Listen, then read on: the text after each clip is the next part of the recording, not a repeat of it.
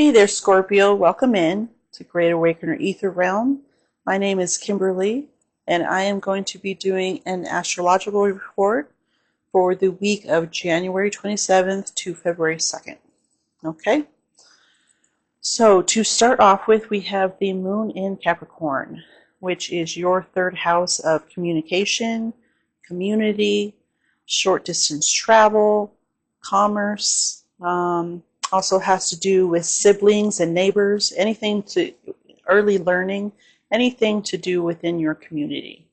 Okay, so you might be speaking more than you're used to. I know Scorpios are the silent type, but the moon comes in to make a sextile to Saturn in Pisces. Saturn is the natural ruler of Capricorn, so you got a little bit of a mutual exchange going on there. Pisces is your fifth house of children, romance, and creativity. Okay, so you might be doing some communicating with a romantic partner, with children, might be starting a creative project. Okay. Please forgive my voice. This is my fourth video today, and my voice is getting a little raspy, so I apologize. Okay. And so the moon then comes in to make an opposition to your traditional ruling planet of Mars. Okay. Mars has been in retrograde since December 6th. It started out at Leo, which is your career zone, and then went back into Cancer, which is your ninth house of expansion. Long distance travel. It's the exact opposite of Capricorn. Okay, ninth house is long distance travel, learning new cultures, higher learning new languages. It's kind of an awakening sector, okay, like learning new things. Okay, so the moon is going to come in, and if you watch my videos these last couple of weeks, 2 weeks ago we had a full moon in Cancer. That moon now came around, it hit a quarter moon in Libra, your subconscious, and now it's hitting an opposition to that 23-degree axis. So this is more about taking care of business, deciding on what was illuminated here, deciding what to do about it. Okay? And especially since your ruling planet is involved, it's just that much more so, right? It's also going to make a square to Chiron in Aries. Aries is your sixth house of daily work habits. Okay, work, health, anything that you do on a daily basis is in, your habits. That's what the sixth house represents. Okay, so like I said, the moon's just going to come in and hit that axis again, but it's also going to make a trine to Uranus here in Taurus. Taurus is your seventh house of partnerships, either romantic or business. Okay, it also has to do with open enemies. So Uranus has been in Taurus for 6 or 7 years now. It can probably has been causing some chaos in your partnerships. Okay, but it also causes a lot of awakening as well. Uranus is called the Great Awakener. Now with Uranus and your ruling planet getting hit in your ninth house, you have a whole lot of awakening going on here. It's probably internal at the moment because Mars is retrograde. Now, Uranus comes out of retrograde the next day, so it's really at a standstill right now when the moon hits that trine. But when Mars comes out of retrograde February 23rd, you're really going to, it's going to be go time for you for all of the epiphanies that you had. Uranus is all about epiphanies and ideas and, coming up with solutions to whatever chaos ensued. Okay? The moon is then going to come around and make sextiles to Venus and Neptune in Pisces. Again, communication or short distance travel, possibly to children, to romantic partner, or creativity. Okay, a lot of emphasis on your creative zone here. Another thing that happens on Monday is Mercury goes into Aquarius, where it makes an immediate conjunction to your ruler, Pluto. We did discuss this last week, but Pluto went into Aquarius permanently for the next 19 years. Aquarius is your fourth house of home and family. Also has to do with the mother.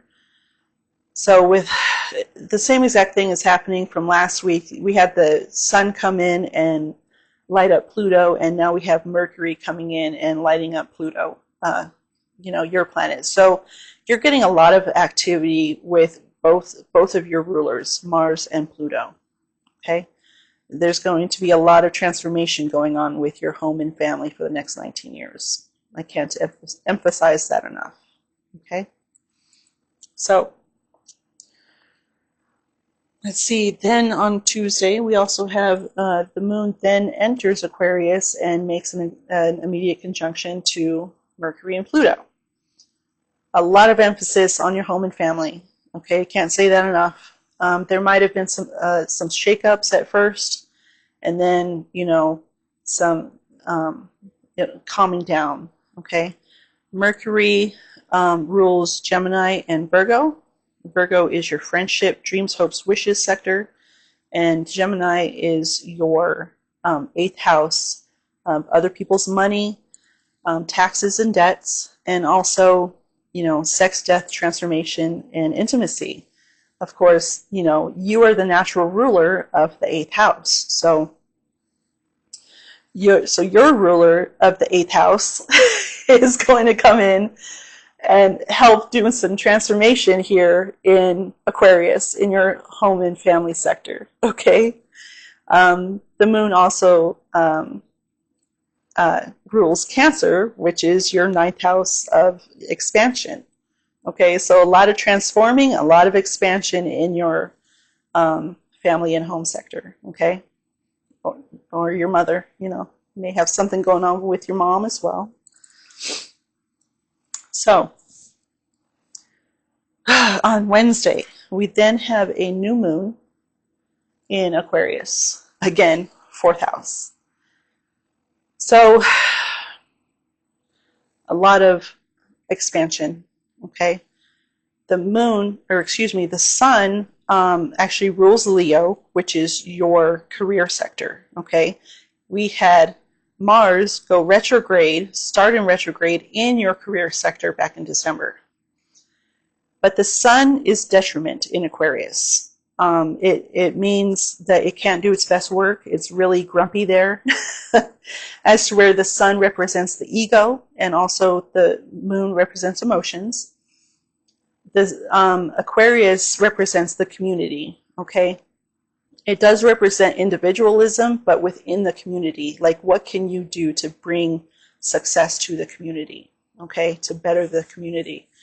So the sun has to kind of humble itself when it's in Aquarius, is basically the best way to put that. But then we end up having a trine. Just so the new moon is at 9 degrees. Jupiter is at 11 degrees. Okay, so then the moon moves a little bit, makes a trine to Jupiter, and then about a day later, the sun moves and makes a trine to Jupiter as well. So Jupiter is also retrograde, but just until February 4th. It's coming out here pretty soon. But Jupiter is also in detriment when it's in Gemini. Gemini is the natural ruler of the 3rd house. Again, all about community, early learning, short distance travel. As to where Jupiter is the natural ruler of Sagittarius and also the traditional ruler of Pisces. It lacks boundaries. It wants to expand. It wants to learn new languages. It wants to learn about new cultures. So you have the two heaviest hitting planets in astrology in their detriment zones right now, but they're trining each other. So trines are the best aspects that you can get, and it's kind of like the sun is coming in to give more energy to Jupiter, and it's going to be kind of this mutual exchange where they're like, I got you, buddy, like I'll give you a little bit of my energy, you give me a little bit of yours, right? So that is happening in your home and family and your other people's money sector, which traditionally you rule. Okay, so a lot of stuff is going on in these sectors, but it's good stuff. Okay, the new moons are wonderful. You can't go wrong with new moons. Okay, but you have a lot of stuff going on with family, 8th house, and 9th house of expansion. You have the ruler of expansion in your 8th house and your own ruler in your house of expansion. Okay? So then the moon moves on to do a little sextile with little Chiron over here in Aries.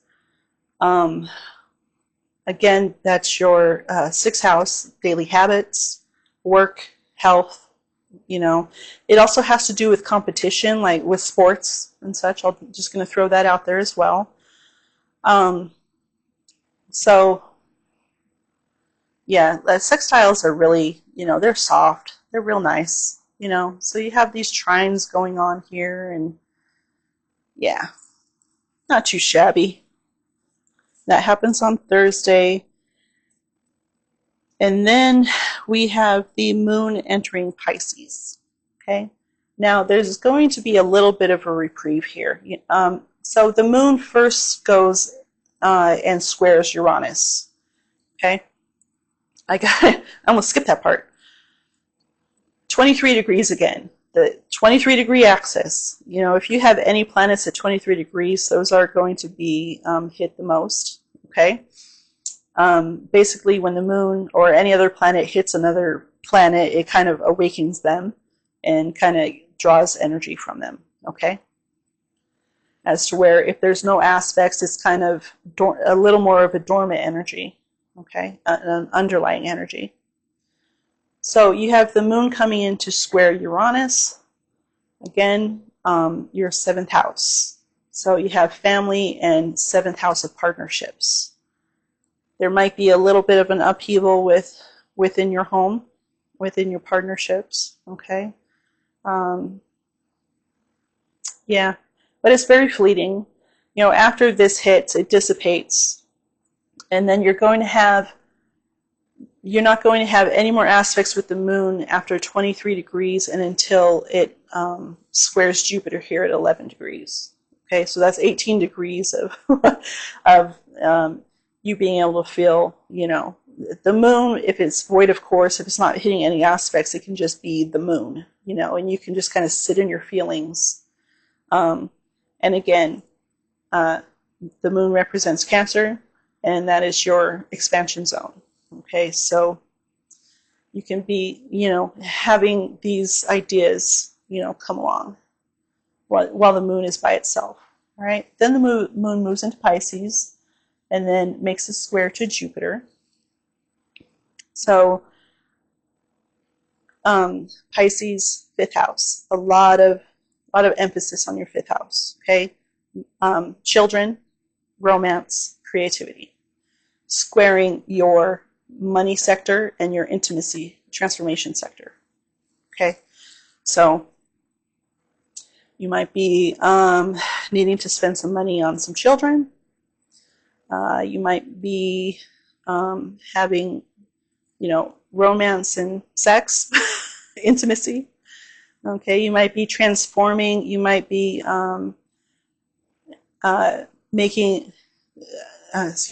creating something. Transforming a creation that you've made. Okay, so I'm going to point this out one more time. Your 5th house is about creating babies. If you are not wanting to create a baby, protect yourself, okay? Because there's a whole lot of energy on that. And if you are wanting to create a baby, it's like this is the perfect time for it. Okay? Just going to point that out again. I know that I touched on that a little bit last week, but okay. So then we have, of course, the moon conjunct Saturn. Saturn is the natural ruler of Capricorn, but it's also the traditional ruler of Aquarius. Okay, again, emphasis on your family, your home, romance, children, creativity. Okay.